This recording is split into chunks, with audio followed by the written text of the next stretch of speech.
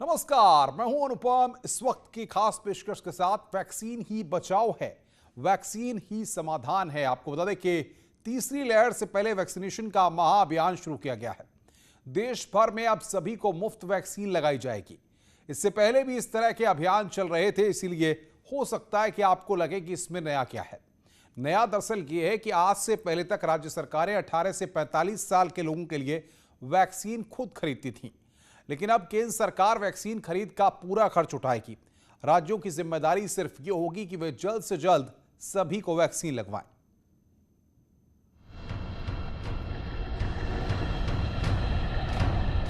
पहले वैक्सीनेशन फिर celebration. Corona की कमर तोड़ने का सबसे सफल उपाय है वैक्सीनेशन। जितनी जल्दी हो सके सभी को वैक्सीन लग जाए तो आने वाले खतरे से देश को बचाया जा सकता है। सभी को आसानी से वैक्सीन उपलब्ध हो और मुफ्त में उपलब्ध हो, इसके लिए पूरे देश में वैक्सीनेशन का महाअभियान शुरू किया गया है। अब पूरे हिंदुस्तान में सभी को मुफ्त वैक्सीन दी जाएगी। हालांकि देश भर में सभी को वैक्सीन फ्री में पहले भी लग रही थी और अब भी फ्री में ही लगेगी। फर्क सिर्फ ये हुआ है कि अब वैक्सीन का पूरा खर्च केंद्र सरकार उठाएगी। अब किसी भी राज्य को वैक्सीन खरीदने की जरूरत नहीं है। वैक्सीन बनाने वाली कंपनियों से भारत सरकार डील करेगी और राज्यों को उनकी आबादी के हिसाब से मुफ्त में वैक्सीन बांटेगी। इससे पहले व्यवस्था ये थी कि राज्य सरकारें और भारत सरकार अलग रेट पर कंपनियों से वैक्सीन खरीद रही थी। राज्य सरकार के लिए अलग रेट और केंद्र सरकार के लिए अलग रेट को लेकर हाई कोर्ट और सुप्रीम कोर्ट तक में याचिकाएं दी गयी कि एक ही वैक्सीन के दो रेट क्यों।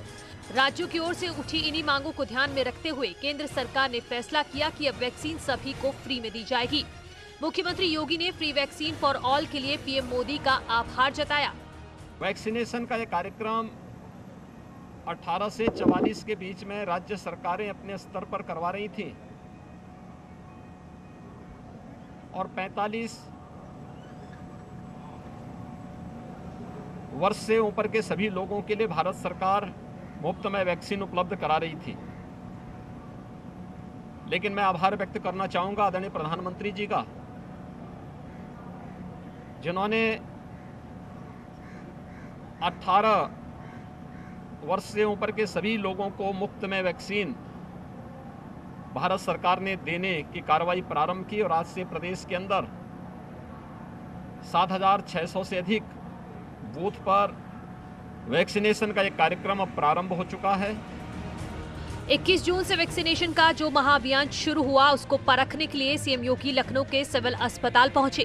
यहां उन्होंने वैक्सीन लगवाने वाले लोगों से बातचीत की। अस्पताल के अंदर वैक्सीनेशन को लेकर कैसी व्यवस्था है उसको भी परखा। साथ ही योगी ने डॉक्टर्स से बातचीत की और वैक्सीनेशन को लेकर उनका फीडबैक लिया।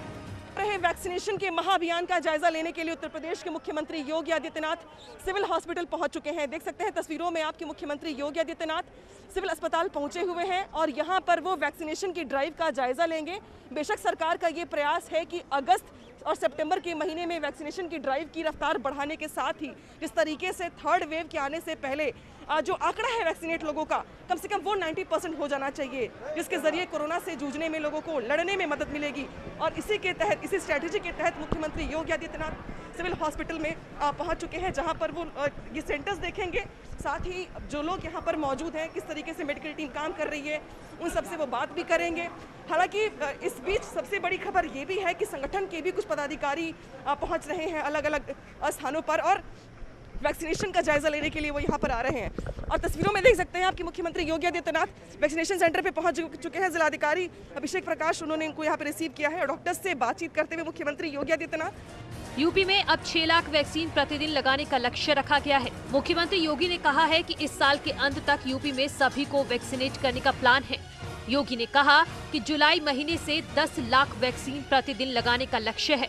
10 लाख वैक्सीन प्रतिदिन का मतलब है कि हर महीने 3 करोड़ लोगों को वैक्सीनेट किया जाएगा, यानी कि साल के अंत तक 18 करोड़ लोगों को वैक्सीन लगाई जाएगी। हम लोगों ने आज से लक्ष्य रखा है कि हम 6 लाख वैक्सीन प्रतिदिन देंगे और जुलाई प्रथम सप्ताह से 10 लाख से 12 लाख वैक्सीन प्रतिदिन देने का लक्ष्य रखा गया है, जिससे हम लोग दिसंबर तक 18 वर्ष से अधिक आयु के प्रत्येक नागरिक को पूरी तरह वैक्सीनेट करते हुए कोरोना महामारी का एक सुरक्षा कवच प्रदान कर सकें। वैक्सीनेशन की शुरुआत 16 जनवरी 2021 से हुई थी। पहले फेज में हेल्थ वर्कर को वैक्सीनेट किया गया। फेज 2 में कोरोना वॉरियर्स, जिसमें पुलिसकर्मी भी शामिल थे, उनको वैक्सीनेट किया गया। फेज 3 में 45 साल की उम्र पार कर चुके लोगों को वैक्सीन दी गई। चौथे चरण में 18 साल से ऊपर सभी लोगों के लिए वैक्सीनेशन ओपन कर दिया गया। वैक्सीनेशन में तेजी आए, इसके लिए सीएम योगी दिन रात मेहनत कर रहे हैं। वैक्सीनेशन स्पीड 4 लाख से बढ़ाकर 6 लाख कर दी गई है। अगले महीने से इसे 10 लाख प्रतिदिन करने का लक्ष्य रखा गया है। लेकिन इन सब के बावजूद उत्तर प्रदेश के कुछ जिलों में टीकाकरण बहुत धीमी गति से चल रहा है। सोनिया गांधी का संसदीय क्षेत्र रायबरेली भी उन्हीं में से एक है। टीकाकरण के मामले में रायबरेली फिसड्डी साबित हुआ है।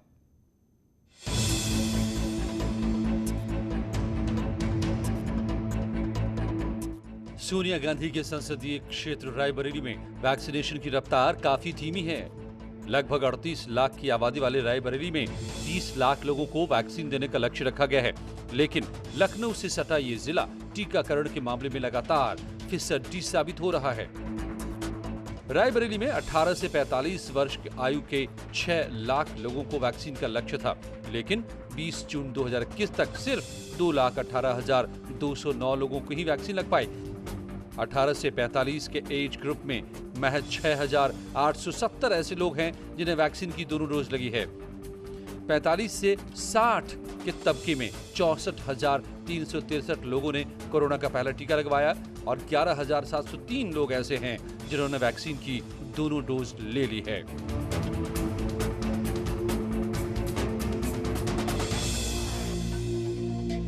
हम ग्रामीण और नगरीय क्षेत्र दोनों में कैंप लगा रहे हैं और इसके साथ ही हम अभिभावक स्पेशल कैंप भी लगा रहे हैं, जिसके तहत वो अभिभावक जिनके 12 साल से छोटे बच्चे हैं उनको हम प्राथमिकता देंगे। इसी के साथ हम वर्क प्लेस वैक्सीनेशन भी शुरू कर रहे हैं, जिसमें हम मीडिया बंधुओं को, पुलिसकर्मियों को, रेलवे के कर्मचारी, इन सभी को हम प्राथमिकता देंगे। वैक्सीनेशन कम होने के पीछे भ्रांतियां और सही जानकारी का न होना बड़ी वजह मानी जा रही है। एक वजह यह भी है कि सभी लोग ऑनलाइन रजिस्ट्रेशन नहीं कर सकते हैं, इसलिए भी वैक्सीनेशन की रफ्तार धीमी है। हालांकि रजिस्ट्रेशन के बिना भी अब वैक्सीन लग सकेगी। यूपी में अब जो महाअभियान चल रहा है उसमें कोविन ऐप पर रजिस्ट्रेशन और स्लॉट बुकिंग जरूरी नहीं है। अब नजदीकी वैक्सीन सेंटर पर जाकर ऑन द स्पॉट रजिस्ट्रेशन और स्लॉट मिलेगा। ऐसा नहीं है कि सिर्फ रायबरेली में वैक्सीनेशन की रफ्तार स्लो है। बुंदेलखंड के चित्रकूट का भी यही हाल है। यहाँ भी वैक्सीनेशन की रफ्तार काफी धीमी है। वैक्सीनेशन के मामले में लखनऊ पहले नंबर पर है। लगातार टीकाकरण पर फोकस कर रही है और शायद इसी चीज़ का नतीजा है कि आज लखनऊ नंबर 1 पर है टीकाकरण में। 12 लाख से ज़्यादा लोगों को टीकाकरण का डोज दिया जा चुका है। लेकिन साथ में खबर ये भी है कि उत्तर प्रदेश में कुछ ज़िले ऐसे भी हैं जो कि बेहद फिसड्डी साबित हो रहे हैं। उसमें चित्रकूट सबसे बुरे हालात वहाँ पर हैं। अब तक सिर्फ 94,000 लोगों का वहाँ वैक्सीनेशन हो पाया है। साथ ही दूसरे ज़िलों की अगर बात करें तो कासगंज, ललितपुर, कौशाम्बी, औरैया के बुरे हालात हैं। लेकिन खुशी की बात है कि लखनऊ फिलहाल नंबर 1 पर चल रहा है। तो आखिर एक्सपर्ट्स क्या कह रहे हैं ये भी हम आपको दिखाएंगे। ब्रेक के बाद कहीं मत जाइए।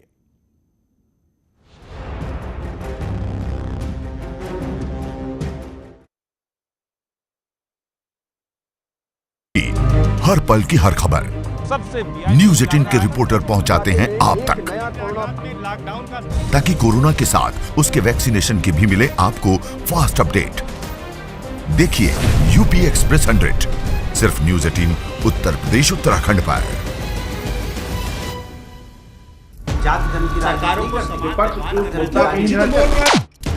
मुद्दा भटका दिया जाए तो शोर बन जाता है। ये बीजेपी की फर्जी वैक्सीन नहीं है ना, ये मान लिया आपने। मुद्दा सलीके से उठाया जाए तो सवाल बन जाता है। पहले टीके को लेकर के डाउट पैदा किया, कहा कि पीएम लगवाओ, अब वो लगवा रहे हैं तो फिर उस पर सवाल उठा रहे हो। ये कैसी राजनीति कर रहे हो? सबसे बड़े सवाल, सबसे बड़ी बहस, महाबहस देखिए सिर्फ न्यूज 18 उत्तर प्रदेश उत्तराखंड पर।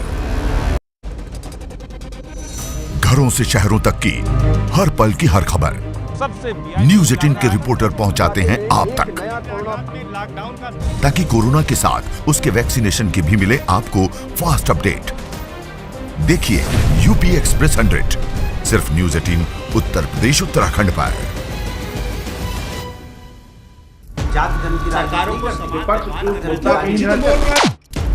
मुद्दा भटका दिया जाए तो शोर बन जाता है। ये बीजेपी की फर्जी वैक्सीन नहीं है ना, ये मान लिया ना आपने। मुद्दा सलीके से उठाया जाए तो सवाल बन जाता है। पहले टीके को लेकर के डाउट पैदा किया, कहा कि पीएम लगवाओ, अब वो लगवा रहे हैं तो फिर उस पर सवाल उठा रहे हो, ये कैसी राजनीति कर रहे हो? सबसे बड़े सवाल, सबसे बड़ी बहस, महाबहस देखिए सिर्फ न्यूज 18 उत्तर प्रदेश उत्तराखंड पर। घरों से शहरों तक की हर पल की हर खबर न्यूज 18 के रिपोर्टर पहुंचाते हैं आप तक, ताकि कोरोना के साथ उसके वैक्सीनेशन की भी मिले आपको फास्ट अपडेट। देखिए यूपी एक्सप्रेस 100 सिर्फ न्यूज 18 उत्तर प्रदेश उत्तराखंड पर।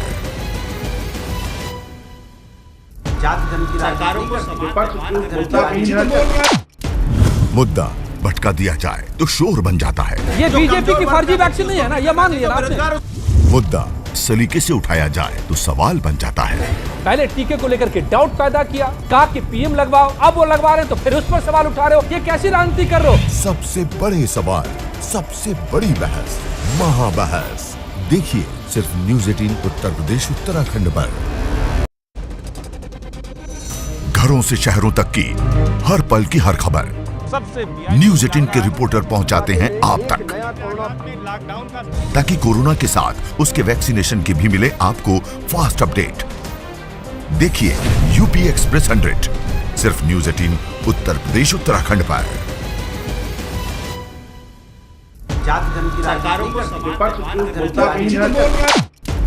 मुद्दा भटका दिया जाए तो शोर बन जाता है। ये बीजेपी की फर्जी वैक्सीन नहीं है ना, ये मान लिया ना आपने। मुद्दा सलीके से उठाया जाए तो सवाल बन जाता है।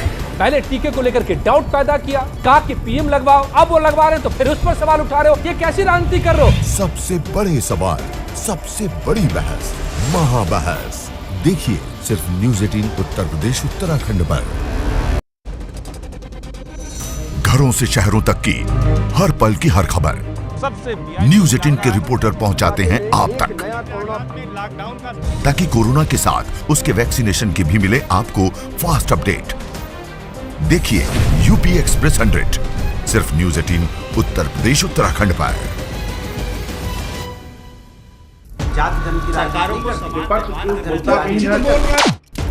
मुद्दा भटका दिया जाए तो शोर बन जाता है। ये बीजेपी की फर्जी वैक्सीन नहीं है ना, ये मान लिया ना आपने। मुद्दा सलीके से उठाया जाए तो सवाल बन जाता है।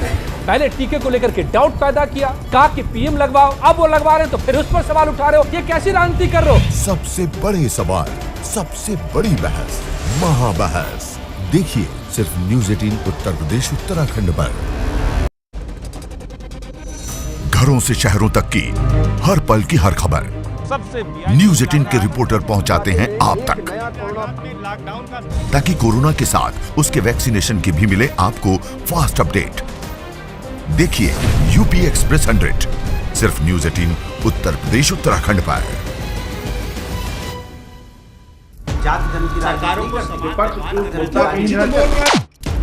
मुद्दा भटका दिया जाए तो शोर बन जाता है। ये बीजेपी की फर्जी वैक्सीन नहीं है ना, ये मान लिया ना आपने। मुद्दा सलीके से उठाया जाए तो सवाल बन जाता है। पहले टीके को लेकर के डाउट पैदा किया, कहा कि पीएम लगवाओ, अब वो लगवा रहे हैं तो फिर उस पर सवाल उठा रहे हो, ये कैसी राजनीति कर रहे हो? सबसे बड़े सवाल, सबसे बड़ी बहस, महाबहस देखिए सिर्फ न्यूज 18 उत्तर प्रदेश उत्तराखंड पर। घरों से शहरों तक की हर पल की हर खबर न्यूज 18 के रिपोर्टर पहुंचाते हैं आप तक, ताकि कोरोना के साथ उसके वैक्सीनेशन की भी मिले आपको फास्ट अपडेट। देखिए यूपी एक्सप्रेस 100 सिर्फ न्यूज 18 उत्तर प्रदेश उत्तराखंड पर।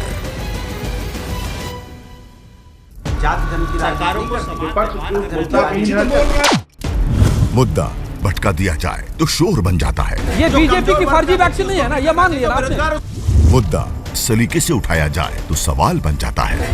पहले टीके को लेकर के डाउट पैदा किया, कहा कि पीएम लगवाओ, अब वो लगवा रहे हैं तो फिर उस पर सवाल उठा रहे हो, ये कैसी राजनीति कर रहे हो? सबसे बड़े सवाल, सबसे बड़ी बहस, महाबहस देखिए सिर्फ न्यूज़ 18 उत्तर प्रदेश उत्तराखंड पर।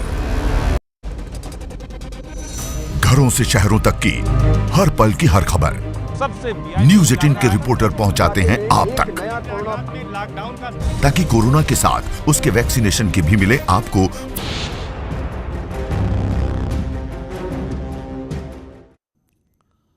इसमें कोई संदेह नहीं कि तीसरी लहर आएगी। तीसरी लहर से बचने का एकमात्र उपाय जल्द से जल्द वैक्सीनेशन। इसके अलावा कोविड गाइडलाइन का सख्ती से पालन। एक्सपर्ट्स ने कहा है कि लगभग 2 महीने बाद कोरोना की तीसरी लहर दस्तक दे सकती है। इस बार जो कोरोना की लहर आएगी उसका सबसे ज्यादा असर बच्चों पर होगा।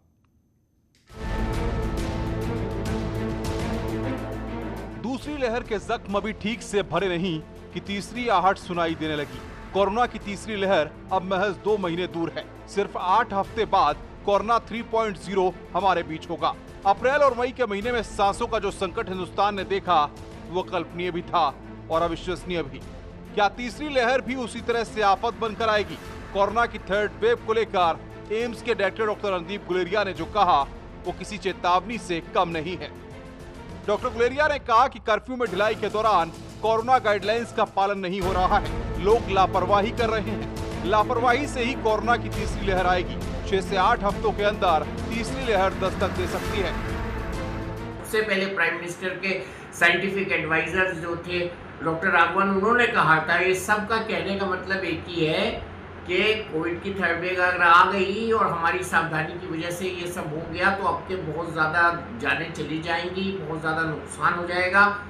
हम ज्योतिष की बात नहीं कर रहे हैं, हम फैक्ट्स की बात कर रहे हैं। अवॉइडेंस ये सब करनी पड़ेगी, क्योंकि जब तक हमारी 60 से 70% पॉपुलेशन पूरी तरह से वैक्सीनेट नहीं हो जाती तब तक हम इससे पूरी फतेह हासिल नहीं कर सकते हैं और उसमें अभी टाइम है। तो जितना हम इस वेव को पुश कर सकते हैं करें, और ये तभी होगा जब हमारा बिहेवियर कोविड अप्रोप्रिएट हो।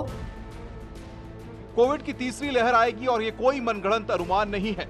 डॉक्टर वली कहते हैं कि तीसरी वेव आने की संभावना है। ये सिर्फ डॉक्टर गुलेरिया नहीं बल्कि पीएम के साइंटिफिक एडवाइजर ने भी कहा है। महाराष्ट्र सरकार के कोविड टास्क फोर्स ने भी तीसरी लहर को लेकर चेताया है। महाराष्ट्र कोविड टास्क फोर्स के मुताबिक तीसरी लहर बच्चों के लिए काफी घातक साबित होगी। तीसरी लहर में लगभग 10% बच्चे प्रभावित हो सकते हैं।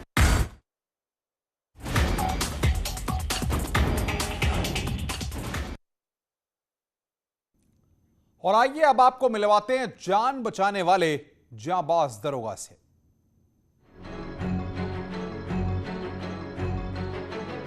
इस तस्वीर को जिसने देखा देखते ही रह गया। खाकी के किस्से आपने भी बहुत सुने होंगे, लेकिन अलीगढ़ के इस जांबाज ने जो किया उससे उत्तर प्रदेश पुलिस की वाहवाही हो रही है। पुलिस के इस सिपाही का नाम आशीष कुमार है। ये दादों थाने में सब इंस्पेक्टर है। रविवार को गंगा दशहरा था। आशीष कुमार की ड्यूटी गंग नहर के पास लगी हुई थी। वक्त था दोपहर के करीब 1:30 बजे, जब गंग नहर में एक शख्स गिर गया। जैसे ही वो नहर में गिरा, आसपास खड़े लोग शोर मचाने लगे। ड्यूटी पर तैनात सब इंस्पेक्टर आशीष कुमार शोर शराबा सुनकर वहां पहुंचे और अपनी जान की परवाह किए बगैर नहर में कूद गए। सब इंस्पेक्टर ने अपनी जान पर खेलकर डूब रहे शख्स को गंग नहर से बाहर निकाला। वर्दी की इस जांबाजी की तस्वीर सोशल मीडिया पर आई तो लोगों ने सब इंस्पेक्टर को रियल लाइफ का हीरो बताया।